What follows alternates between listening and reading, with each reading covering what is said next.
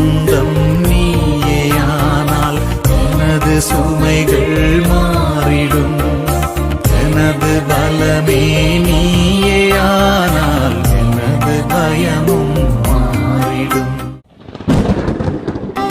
எனது நிழலாய் தொடரும் உறவாய் என்னை கண்டு கொண்டார். வாழ்வு முழுதும் விலகிடாமல் என்னிலே இணைந்தார்.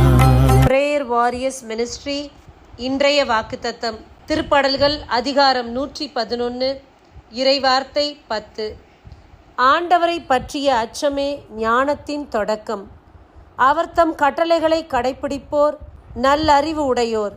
அவரது புகழ் என்றென்றும் நிலைத்துள்ளது. அன்பார்ந்தவர்களே, இறைவனை பற்றிய அச்சம் இந்த நாளில் நம் ஒவ்வொருவருடைய உள்ளத்தில் இருக்க வேண்டிய ஒன்றாக இருக்கின்றது.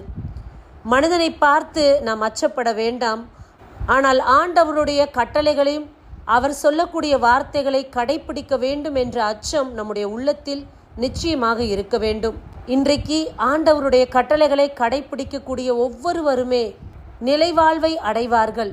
நிச்சயமாக அவர்கள் வாழக்கூடிய வாழ்க்கை ஆண்டவருக்கு பிரியமான ஒரு வாழ்க்கையாக இருக்கும். அவர்களை பற்றிய பேச்சு எல்லோரும் பேசக்கூடியதாக இருக்கும். இந்த நாளில் இறைவனுக்கு பயந்ததொரு வாழ்க்கை வாழ்வோம். நம்முடைய வாழ்வை சீர்படுத்துவோம்.